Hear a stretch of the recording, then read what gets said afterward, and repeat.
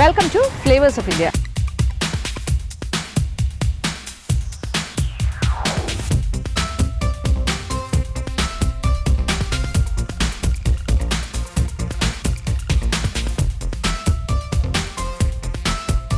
നമ്മളിപ്പോൾ ഇടുക്കി ജില്ലയിലാണ് എത്തി നിൽക്കുന്നത്. അപ്പോൾ നമ്മുടെ യാത്ര ഇങ്ങനെ നമ്മളെ മുന്നോട്ട് കൊണ്ടുപോയിക്കൊണ്ടിരിക്കുകയാണ്. ചെല്ലാർകോവിലിൻ്റെ പ്രത്യേകത എന്ന് വെച്ചാൽ ഇതൊരു എക്കോ ഫ്രണ്ട്ലി ആയിട്ടുള്ളൊരു എൻവയറമെൻറ്റ്.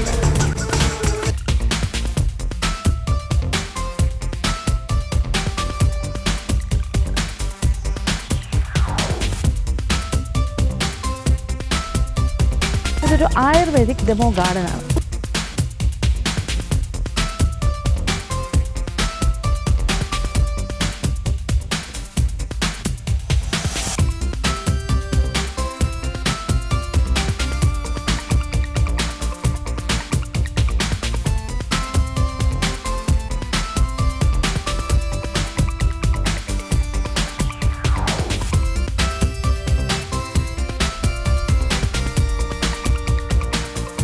ഇപ്പോൾ നമ്മൾ എത്തി നിൽക്കുന്നത് മറ്റൊരു പ്രധാനപ്പെട്ട ഒരു മരത്തിൻ്റെ അടുത്താണ്. അയ്യോ, ഇത് മുള്ളുള്ള മരമാണ്.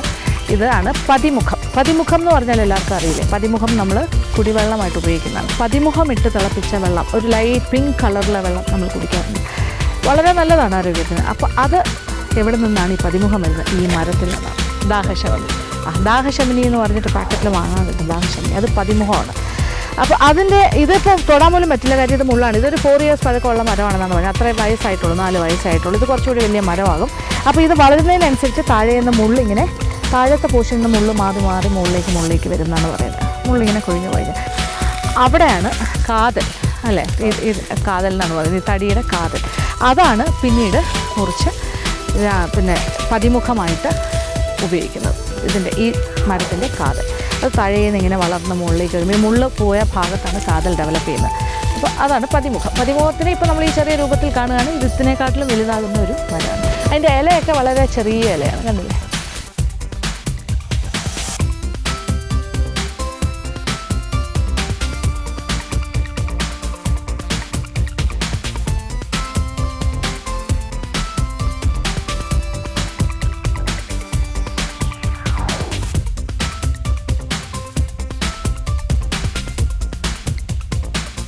ഇതാണ് ഇവിടുത്തെ മറ്റൊരു പ്രത്യേകതയുള്ള ചെടി.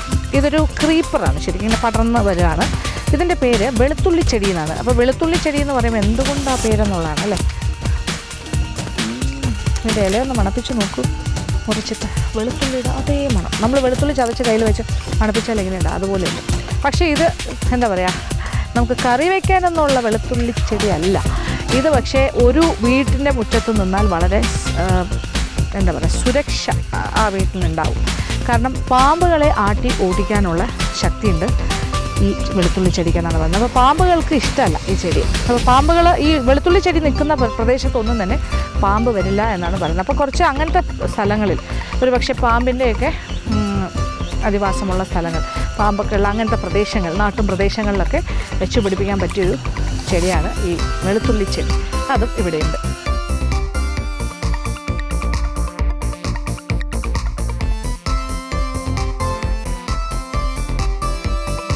ഇതാണ് മറ്റൊരു മനോഹരമായ ചെടി. ഇതിൻ്റെ മനോഹാരിത എന്ന് പറയുന്നത് അതിൻ്റെ പൂക്കളോ ഇലകളോ ഒന്നുമല്ല, നമ്മൾക്ക് വളരെ ആവശ്യമുള്ളൊരു കാര്യമാണ്. ഇതിൻ്റെ പേര് ചിറ്റരത്ത എന്നാണ് ഒരു പേര്, ചിറ്റരത്ത. പക്ഷെ അത് പറഞ്ഞാൽ നമുക്കാർക്കും മനസ്സിലാവില്ല. അതിന് മറ്റൊരു പേരുണ്ട്, രാസ്നാദി. രാസ്നാദിപ്പൊടി എന്ന് കേട്ടിട്ടില്ലേ? രാസ്നാദി ചൂർണം എന്നും പറയും ആയുർവേദത്തിൽ. അതായത് കുളി കഴിഞ്ഞിട്ട് നമ്മൾ ഉച്ചിയിലിങ്ങനെ തിരുമുന്ന പൊടിയാണ്. ജലദോഷം വരാണ്ടിരിക്കാൻ കൊച്ചു കുട്ടികൾക്കൊക്കെ അമ്മമാർ ചെയ്ത് കൊടുക്കും. അപ്പോൾ അതാണ് രാസ്നാദി, അതിൻ്റെ ചെടിയാണിത്. ഇതൊരു ജിഞ്ചർ ഫാമിലിയിൽ വരുന്നതാണ്, ഇഞ്ചിയുടെ വർഗ്ഗത്തിൽപ്പെടുന്ന ഒരു ചെടിയാണ്. അപ്പോൾ ഇതിൻ്റെ വേരാണ് ഇതിൻ്റെ റൂട്ട്, അതാണ് കിഴങ്ങ്, എന്താ പറയുക, അതാണ് ഈ രാസ്നാദി പൊടിയായി മാറുന്നത്. അപ്പോൾ അതിൻ്റെ പൂവൊന്ന് മണപ്പിച്ച് നോക്കിയാൽ ഇത് കണ്ടു കഴിഞ്ഞാൽ ചെറിയൊരു ഓർക്കിഡ് പോലെ ഇരിക്കുന്നല്ലേ? ഈ ഡോവിൻ്റെ ഓർക്കിഡ് ഉണ്ടല്ലോ, അകത്തൊരു ചെറിയൊരു പ്രാവിരിക്കുന്ന പോലത്തെ ഓർക്കിഡ്, അതിൻ്റെ ഒരു ഷേപ്പ്.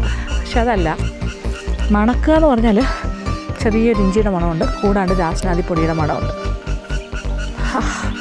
എനിക്ക് തോന്നുന്നു ഈ തോട്ടത്തിൽ, ഈ ഡെമോ ഗാർഡനിൽ, ആയുർവേദിക് ഡെമോ ഗാർഡനിൽ 150 സ്പീഷീസ്, 150 ഇനങ്ങളാണ് ഉള്ളതെന്നാണ് പറയുന്നത്. പല വെറൈറ്റി ഓഫ് റയർ സ്പീഷീസ് ചെടികൾ.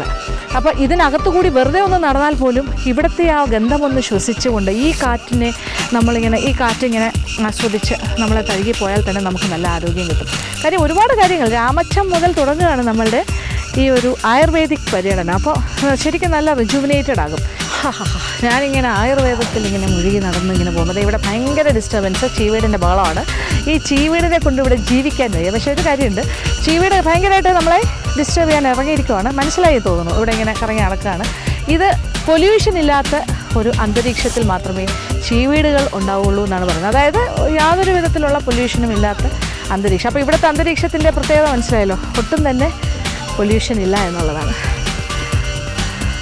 അപ്പോൾ അതുകൊണ്ടാണ് അപ്പോൾ നമ്മൾ വന്നപ്പോൾ ഇതൊരു ചെറിയ പൊല്യൂഷൻ ആയോ എന്ന് അവർക്കൊരു സംശയം. അതാണ് ഈ ചീവീട് നമ്മളിങ്ങനെ ഇറിറ്റേറ്റ് ചെയ്യാണ് വിളിച്ച്.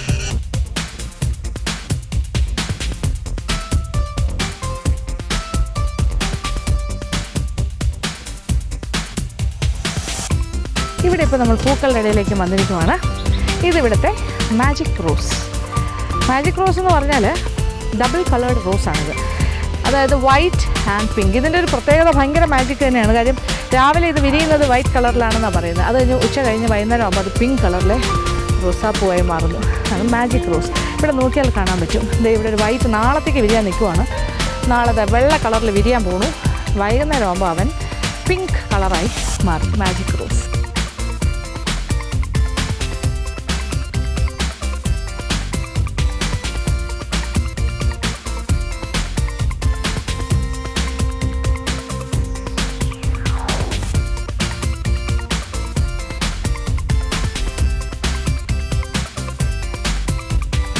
ഒരു ഇല്ലിക്കാടിൻ്റെ ഇടയിൽ വന്നു പറയാം. അതായത് ബുദ്ധ ഇല്ലി എന്നാണ് പറയുന്നത്. അതായത് മുള കുറേ കുഞ്ഞു മുളകൾ ചേർന്നൊരു ഗ്രൂപ്പ് ഓഫ് മുളങ്കാട് പോലെ. അപ്പോൾ ഈ ഇല്ലിച്ചെടികളുടെ ഇടയിലേക്ക് ആണ് വൈകുന്നേരങ്ങളിൽ, ഇപ്പോൾ സന്ധ്യാസമയമാകാൻ തുടങ്ങുന്നു, ഈ സമയത്ത് കിളികൾ വന്ന് ചേക്കേറുന്നു. ചെറിയ കുരുവികളും പിന്നെ ഇരട്ടത്തിലുള്ള കുരുവി, അതായത് ബുൾബുൾ എന്ന് പറയുന്ന ബേർഡ്. അതൊക്കെ ഇപ്പോൾ വംശനാശം വന്നുകൊണ്ടിരിക്കുന്ന ബേർഡ്സ് ആണെന്നാണ് പറയുന്നത്. ഈ ഇല്ലിച്ചെടികൾക്ക് അല്ലെങ്കിൽ ഇല്ലിക്കാടുകൾക്കിടയിലേക്കാണ് അവർ രാത്രി പോയി ചേക്കേറുന്നത്. അവിടെ വളരെ സുരക്ഷിതമായിട്ടാണ് അവർ രാത്രി ഉറങ്ങുന്നത്. എന്നിട്ട് രാവിലെ ആകുമ്പോൾ ചിറക് വിടർത്തി ഇങ്ങനെ പറന്നു പോകും സ്വതന്ത്രമായിട്ട്. അപ്പോൾ അത്രയും സേഫായിട്ടുള്ളൊരു പ്ലേസാണത്. കണ്ടില്ലേ, അതാണ് ഈ ഇല്ലിച്ചെടികളിൽ. ഇപ്പോൾ സന്ധ്യയായി, അതുകൊണ്ട് കിളികളൊക്കെ ചേക്കേറാനായിട്ട് വന്ന് തുടങ്ങിയിട്ടുണ്ട്. ബുൾബുള്ളും ബാക്കി ചെറിയ കുരുവികളും ഒക്കെ. പിന്നെ പല കളേഴ്സ്, ബൊഗേൻ വില്ലാസ്, വെരി കളർഫുൾ. ഇവിടെ വേറെയുണ്ട് ഇല്ലിച്ചെടികൾ ധാരാളമായിട്ട്. പിന്നെ കറുവാപ്പട്ട, ഗ്രാമ്പൂ, ഇങ്ങനെയുള്ള കുറേ സ്പൈസസ് ഒക്കെ ഈ സ്ഥലത്ത്.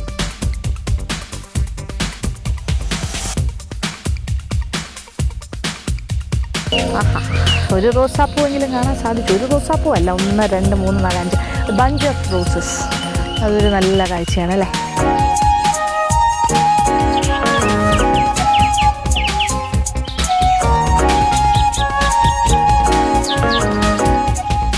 നല്ല മണം. പനിനീർ റോസാണെന്ന് തോന്നുന്നു. നല്ല മണമുണ്ട്.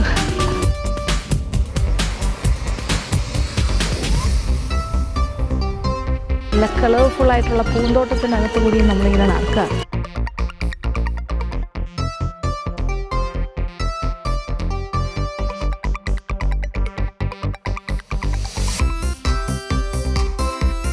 കടലാസ് പൂക്കൾക്ക് ഇത്രയും സൗന്ദര്യമോ?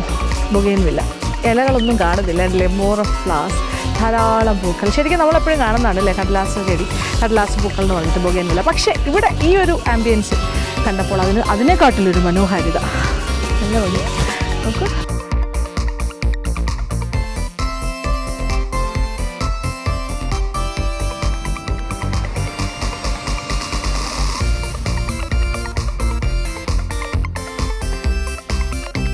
ഇവിടെയാണ് ചെല്ലാർകോവിലെ എക്കോ ടൂറിസം പ്രോജക്റ്റിൻ്റെ മെയിൻ എൻട്രൻസിൽ കാണുന്ന ഒരു പ്രധാനപ്പെട്ട ഒരു board. Kerala forest department community initiative for a cool clean and green planet. Eco ഷോപ്പുണ്ട് ഇവിടെ. ഫോറസ്റ്റ് പ്രൊഡ്യൂസസ് കിട്ടും, ഫോറസ്റ്റ് പ്രോഡക്റ്റ്സ് എല്ലാം വാങ്ങാൻ കിട്ടുന്ന ഒരു എക്കോ ഷോപ്പ്. ഇതെല്ലാം ഇവിടെ പുതിയതായിട്ട് രൂപീകരിച്ച് കൊണ്ടുവന്നിരിക്കുന്ന പരിഷ്കാരങ്ങളാണ്.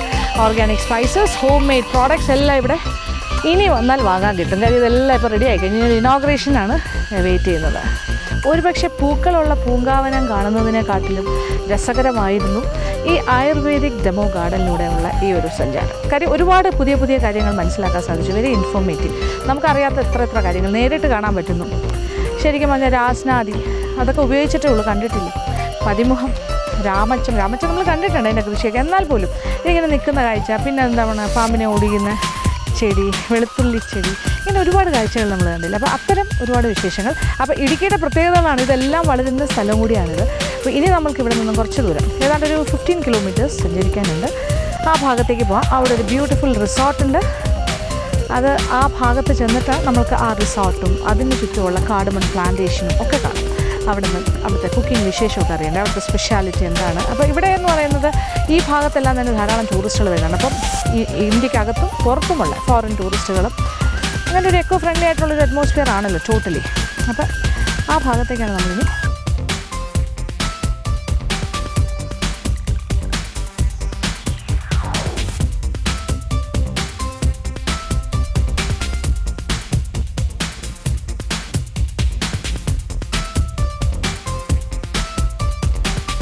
അങ്ങനെ ഇടുക്കി ജില്ലയിലെ ചെല്ലാർകോവിൽ എന്നുള്ള മനോഹരമായ വ്യൂ പോയിൻ്റ് ഏരിയയിൽ നിന്നും നമ്മൾ കുറച്ച് മുന്നോട്ട് സഞ്ചരിച്ച് അടുത്ത ഒരു ഡെസ്റ്റിനേഷൻ പോയിന്റിൽ എത്തിയിരിക്കണം. ഒരു 15 കിലോമീറ്റർ സഞ്ചരിച്ചാൽ മതി വണ്ടൻമേട് എത്തും.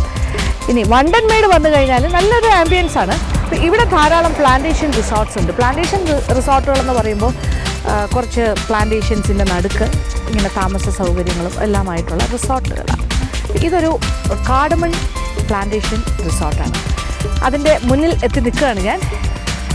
എലക്ടേറിയ എന്നാണ് റിസോർട്ടിൻ്റെ പേര്. എലക്ടേറിയ സ്പൈസ് ട്രയൽസ് ആണ്.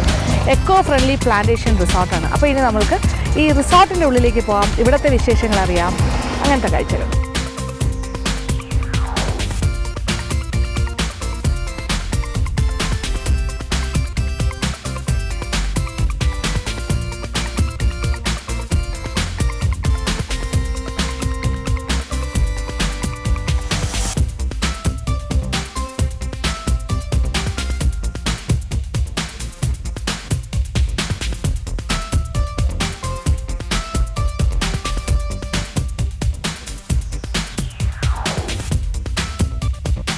എലക്ടേറിയ എന്നുള്ള റിസോർട്ടിൻ്റെ ഉള്ളിൽ കടന്നു കഴിഞ്ഞാൽ ആദ്യം എത്തേണ്ടത് എവിടെയാണ്? റിസപ്ഷനിലേക്ക് തന്നെയാണ് അല്ലേ? അപ്പോൾ ചെക്ക് ഇൻ ചെയ്യണമെന്നുണ്ടെങ്കിൽ റിസപ്ഷൻ ഏരിയയിൽ വരണം. ഈ കാണുന്നതാണ് റിസപ്ഷൻ ഏരിയ.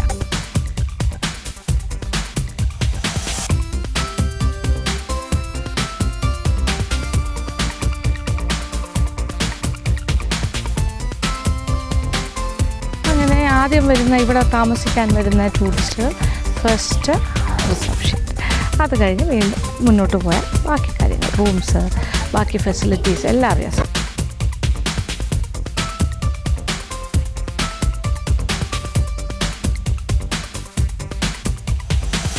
അങ്ങനെ എലക്ടേറിയ എന്നുള്ള റിസോർട്ടിൻ്റെ ഉള്ളിലേക്ക് നമ്മൾ കടന്നിരിക്കുകയാണ്. അപ്പോൾ വെൽക്കം തന്നെ ഒരു ഭയങ്കര സംഭവമാണ്. കാര്യം രണ്ട് സൈഡിലും ഏലക്കായുടെ ചെടി ഇങ്ങനെ കിടക്കുന്ന കാഴ്ചയാണ് നമ്മൾ തുടക്കത്തിൽ തന്നെ കണ്ടത്. അപ്പോൾ ഈ എലക്ടേറിയ എന്നുള്ള പേര് തന്നെ അതാണ് സൂചിപ്പിക്കുന്നത്, ഏലക്കയുടെ ബൊട്ടാണിക്കൽ നെയിം. അപ്പോൾ എന്തായാലും ഇനി ഇത് ഒരു എൻട്രൻസ് എന്ന് പറയാം. അകത്ത് വന്നു കഴിഞ്ഞാൽ ഇവിടെ നിന്ന് നമ്മൾ അകത്തേക്ക് പ്രവേശിക്കുന്നു.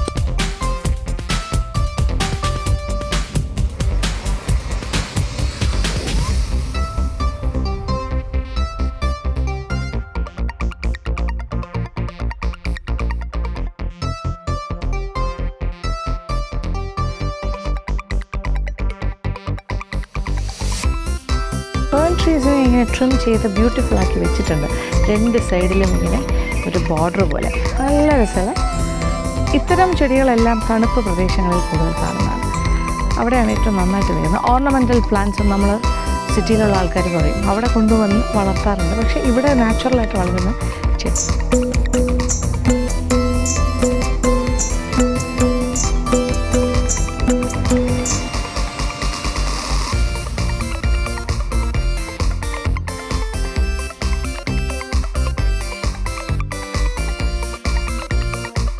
നമ്മളിങ്ങനെ നടന്നിപ്പോൾ ഇവിടെ sports activities plus restaurant, open air and indoor, ആ ഒരു ബിൽഡിങ്ങിലാണ് എത്തിയിരിക്കുന്നത്. കയറുമ്പോൾ തന്നെ ഒരു രുദ്രാക്ഷ മരം കാണാം.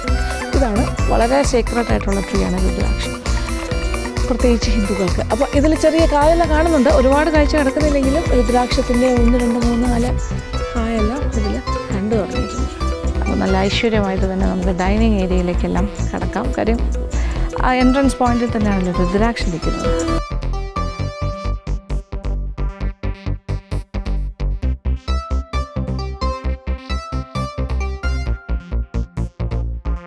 ടേബിൾ ടെന്നീസിനുള്ള സംവിധാനങ്ങളൊക്കെ ഇവിടെ ചെയ്തിട്ടുണ്ട്. ചെറിയ ചെറിയ ഗെയിംസ് അങ്ങനത്തെ കാര്യത്തിന് സ്പോർട്സ് ആക്ടിവിറ്റീസിനുള്ള ഫെസിലിറ്റീസ്.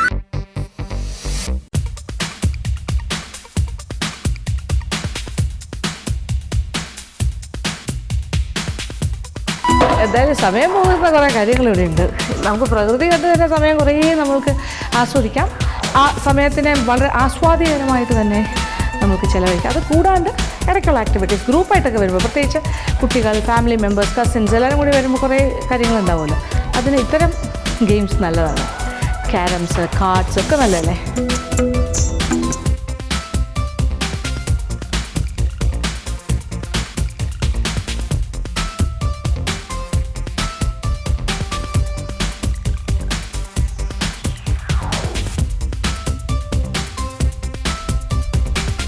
അപ്പോൾ ഇത് ഇൻഡോർ ഏരിയയാണ്. ഇവിടെ ഇരുന്ന് അകത്തിരുന്ന് ഭക്ഷണം കഴിക്കുന്നത്. ഇതുപോലെ തന്നെ തൊട്ട് വെളിയിലായിട്ടൊരു ഔട്ട്ഡോർ ഏരിയയാണ്. നമുക്കൊരു ഓപ്പൺ എയർ റെസ്റ്റോറൻറ്റ് പോലെ അവിടെ ഇരുന്ന് പോയി. അത് ഏറ്റവും നല്ല ആംബിയൻസ് ഉള്ളൊരു സ്ഥലമാണ്. ശരിക്കും എനിക്ക് തോന്നുന്നു ഏറ്റവും കൂടുതൽ രസകരമായ സ്ഥലം ആ പുറത്ത് ഇരുന്ന് ഭക്ഷണം കഴിക്കുന്ന ഓപ്പൺ എയർ റെസ്റ്റോറൻറ്റ് ഏരിയ.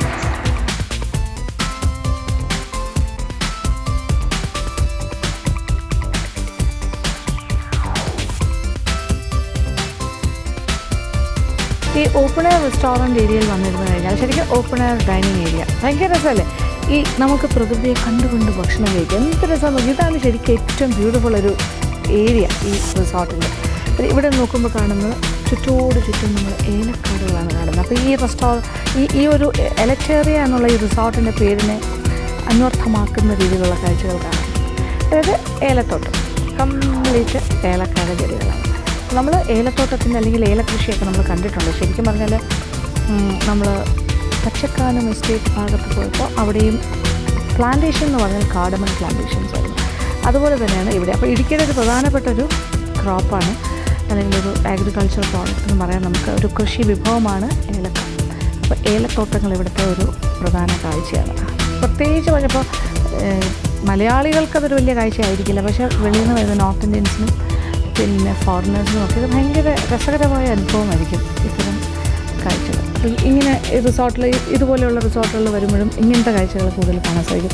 അപ്പോൾ ഇവിടെ ഇതിന് വളരെയധികം പ്രാധാന്യം കൊടുക്കുന്നുണ്ട് ഏലക്കേറിയ എന്ന് പറയുന്ന റിസോർട്ടിന്. കാര്യം ഈ പ്ലാന്റേഷൻ ഏലക്കയുടെ പ്ലാന്റേഷൻ, അപ്പോൾ കാർഡമൺ പ്ലാന്റേഷൻ്റെ നടുക്കായിട്ടാണ് ഈ റിസോർട്ട് സ്ഥിതി ചെയ്യുന്നത്. അപ്പോൾ ഇങ്ങനെ കയറി വരുമ്പോൾ തന്നെ ഏലത്തോട്ടത്തിൻ്റെ നടുവിലൂടെ അല്ലെങ്കിൽ അതിൻ്റെ സൈഡിലൂടെയാണ് നമ്മളിങ്ങനെ കയറി.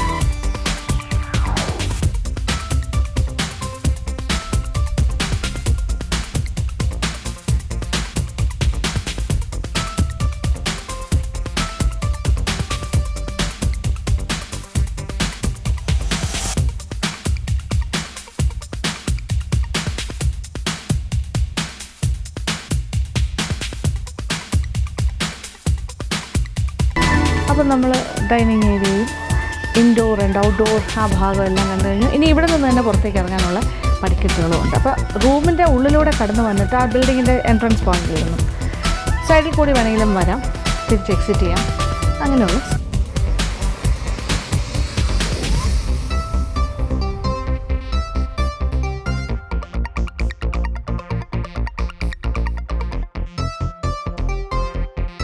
രാവിലെ തന്നെ ഞാൻ നല്ലൊരു ഹോളിഡേ മൂഡിലാണ്. ശരിക്കും ഹോളിഡേ ഹോം എന്നൊക്കെ പറഞ്ഞാൽ ഇത്തരം സ്ഥലങ്ങളാണ്. ജനറലി സ്പീക്കിംഗ് ഒരു റിസോർട്ടുകൾ എന്ന് പറഞ്ഞാൽ തന്നെ അങ്ങനെയാണ്. നമ്മളൊരു വെറുതെ ഒരു ഹോട്ടലോ ഒരു ഹോട്ടൽസ് ഏതെങ്കിലും ഒരു ഹോട്ടലിൽ പോയി താമസിക്കുന്ന പോലെയല്ല.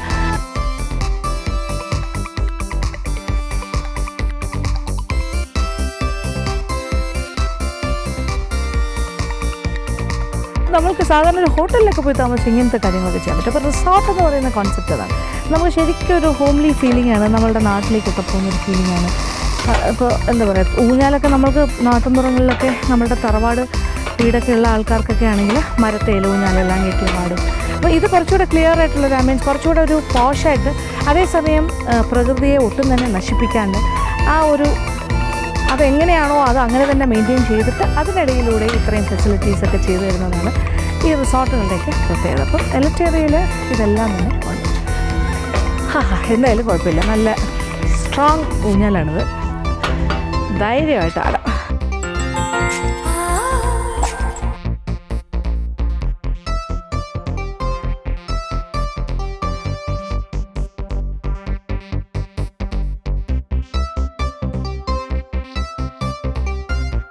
അങ്ങനെ എൻ്റെ ഊഞ്ഞാലാട്ടം എല്ലാം കഴിഞ്ഞ് ഞാൻ വീണ്ടും മുന്നോട്ട് പോയിക്കൊണ്ടിരിക്കുവാണ്. പാത്ത് വേയിലൂടെ, ഈ നടപ്പാതയിലൂടെ നടക്കുന്നു.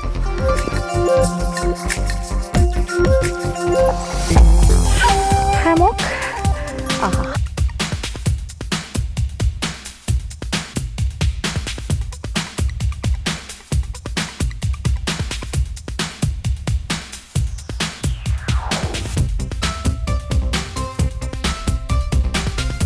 അങ്ങനെ ഹാമോക്കിലൊക്കെ കിടന്ന് സന്തോഷിക്കാൻ പറ്റിയൊരു സ്ഥലമാണ്. ഇവിടെയും പുസ്തക വായനയാണ് നമ്മൾക്ക് ഏറ്റവും പറ്റിയൊരു കാര്യം. ഒരു പുസ്തകം കയ്യിലുണ്ടെങ്കിൽ എങ്ങനെ ഉണ്ടാവും? Book reading.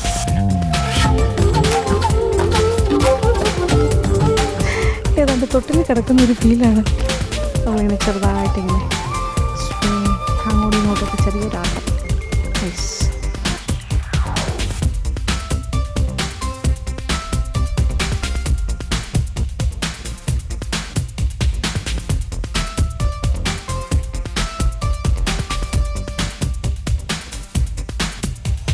അപ്പോൾ ഹാമോക്കും എല്ലാം നമുക്ക് റിലാക്സ് ചെയ്യാനുള്ള ഒരു ഉപാധിയാണ്. അതിൽ കിടക്കാം, പുസ്തകം വായിച്ച് കിടക്കാം, വെറുതെ ആകാശത്തേക്ക് നോക്കി കിടക്കാം, ചുറ്റുള്ള ആംബിയൻസ് ആസ്വദിക്കാം, കാഴ്ചകൾ കാണാം. പിന്നെ ഇവിടെ ഓറഞ്ച് ട്രീസ്, അങ്ങനെ ഓറഞ്ചിൻ്റെ ചെടികളും കാണാൻ സാധിക്കും. എനിക്ക് ഫ്രൂട്ട് ട്രീസ് എന്ന് പറഞ്ഞാൽ ഭയങ്കര ഇഷ്ടമാണ്. അപ്പോൾ എവിടെ വന്നാലും, പ്രത്യേകിച്ച് ഹൈ റേഞ്ചസിൽ വന്നാൽ ഫ്രൂട്ട് ട്രീസ് എല്ലാം കാണാൻ സാധിക്കും. അപ്പോൾ എടുത്തു പറയാനാണെങ്കിൽ ഓറഞ്ച്. ഇപ്പോൾ സീസണൊന്നും വലിയ സീസൺ ആയിട്ടില്ല എങ്കിൽ പോലും ഇവിടെ ഓറഞ്ച് കാഴ്ച നിൽക്കുന്ന കാഴ്ച ഞാൻ കണ്ടു.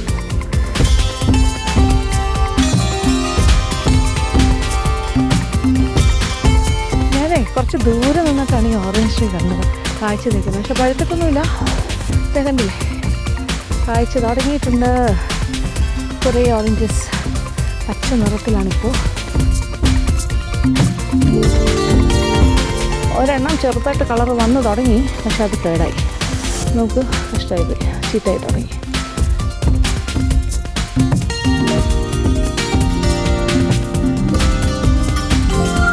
ഓറഞ്ചിൻ്റെ ട്രീസെല്ലാം നമ്മൾ എത്രയോ പ്രാവശ്യം പല സ്ഥലങ്ങളിൽ വെച്ച് കണ്ടിട്ടുണ്ട്. പക്ഷെ എന്നാലും എപ്പോൾ കണ്ടാലും അതൊരു അട്രാക്ഷൻ. വീണ്ടും അതിൻ്റെ അടുത്തേക്ക് തന്നെ നമ്മൾ ഓടിയെത്തും.